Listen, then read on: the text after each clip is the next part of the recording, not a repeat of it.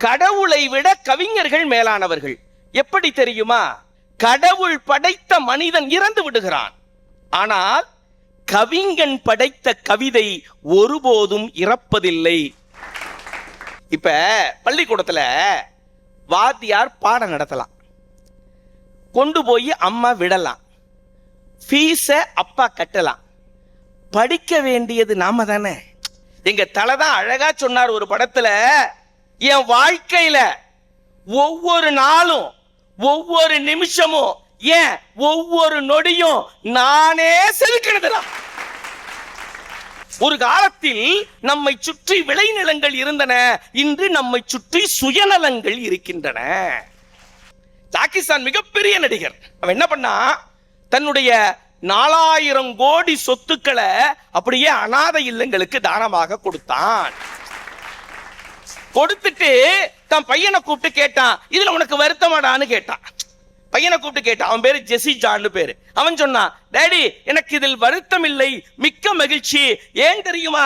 அவன் அழகா சொன்னான், சார், பிறர் உதவியின்றி உழைத்து சுயமாக முன்னேறுவதுதான் வாழ்வின் வெற்றி என்று ஜெசி ஜான் சொன்னான். வெல்லம் அரிசி ரெண்டும் சேர்ந்து சொல்லும் செய்தி ஒன்றுதான்.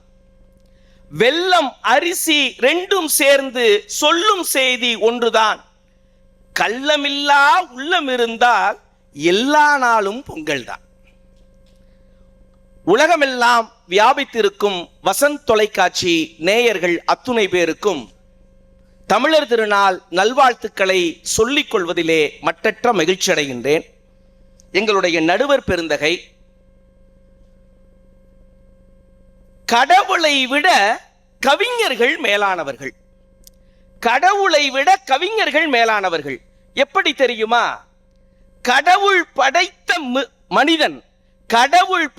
மனிதன் இறந்து விடுகிறான், ஆனால் கவிஞன் படைத்த கவிதை ஒருபோதும் இறப்பதில்லை.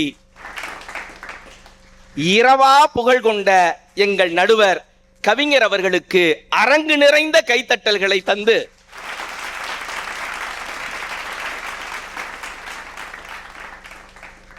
ஒரு எளிமையான தலைப்புங்க. என்னுடைய தம்பிமார்களுக்கெல்லாம் தெரியும், தங்கைகளுக்கும் நான் சொல்லிக்கிறது என்ன அப்படின்னா, நம்மளுடைய வாழ்க்கை நம்ம கையில இருக்குதா இல்ல இன்னொருத்தன் கையில இருக்குதா, இதானங்க தலைப்பு. இப்ப பள்ளிக்கூடத்துல வாத்தியார் பாடம் நடத்தலாம், கொண்டு போய் அம்மா விடலாம், ஃபீஸ அப்பா கட்டலாம், படிக்க வேண்டியது நாம தானே. நான் வாத்தியாரா இருக்கேன், என் பையன்கிட்ட பாடம் நடத்துறப்ப சொன்னேன், டே அந்த காலத்துல வெள்ளைக்காரனை எதிர்த்து உப்பு சத்தியாகிரகம் நடத்தணும்டா, அந்த காலத்துல வெள்ளைக்காரனை எதிர்த்து உப்பு சத்தியாகிரகம் நடத்தணும்டா. கடைசில இருந்து ஒரு பையன் கேட்கிறான், கல் உப்புக்கா தூள் உப்புக்காங்கிறான். டே ஃப்ரீ டைம்ல நான் என்ன பண்ணுவேன்? ஸ்டேட்டஸ் போடுவேன், மீதி டைம் சார்ஜ் போடுவேன். இதுவா வாழ்க்கை? ஆனா என்னுடைய தம்பிமார்களுக்கெல்லாம் தெரியும், இது தலை பொங்கல். யாரோட பொங்கல்? நம்மளுடைய தலையோடைய பொங்கல். உடனே நம்ம தலையை சொல்றோம் நினைச்சிடாதீங்க, தலையோடைய வசனம் ஒண்ணு இருக்குது, அது இந்த தலைப்புக்கு அப்படியே பச்சக் பச்சக்குன்னு ஒட்டிக்குதுங்க. எங்க தலை தான் அழகா சொன்னார் ஒரு படத்துல, என் வாழ்க்கையில ஒவ்வொரு நாளும் ஒவ்வொரு நிமிஷமும் ஏன் ஒவ்வொரு நொடியும் நானே செதுக்கினதுதான். என் தம்பிகளுக்கு தெரியும், என்னுடைய தங்கைகளுக்கு தெரியும். எது கெத்து தெரியுமா சார்? எது கெத்து தெரியுமா?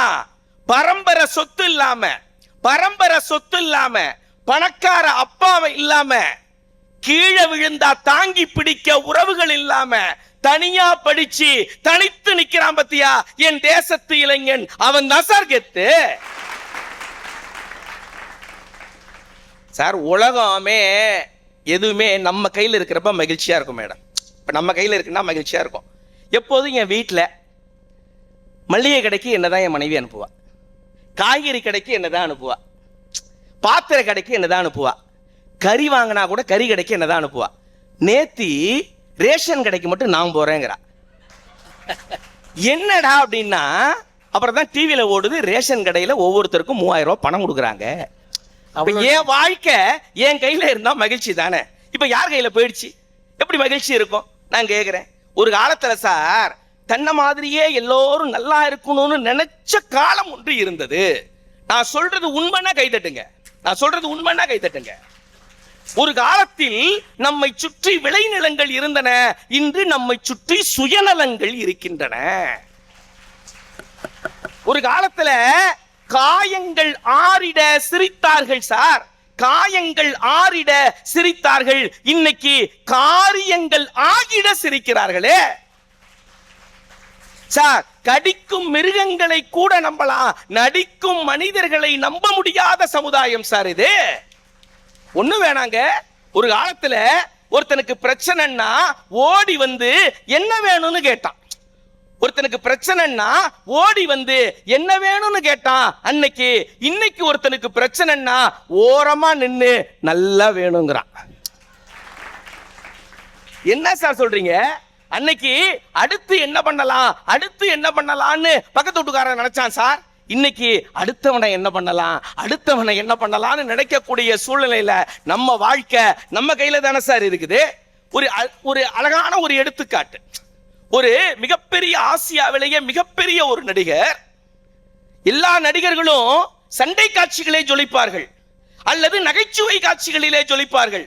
ஆனால் சண்டை காட்சிகளில் கூட நகைச்சுவையை புகுத்திய ஒரு அற்புதமான நடிகர் ஒருவர் உண்டென்றால் அது யாருன்னா ஜாக்கி சான். ஜாக்கி சான் மிகப்பெரிய நடிகர். அவன் என்ன பண்ணா, தன்னுடைய 4000 கோடி சொத்துக்களை அப்படியே அனாதை இல்லங்களுக்கு தானமாக கொடுத்தான். கொடுத்துட்டு தன் பையனை கூப்பிட்டு கேட்டான், இதுல உனக்கு வருத்தமாடான்னு கேட்டான். பையனை கூப்பிட்டு கேட்டான். அவன் பேரு ஜெசி ஜான் பேரு. அவன் சொன்னான், டேடி எனக்கு இதில் வருத்தம் இல்லை, மிக்க மகிழ்ச்சி. ஏன் தெரியுமா?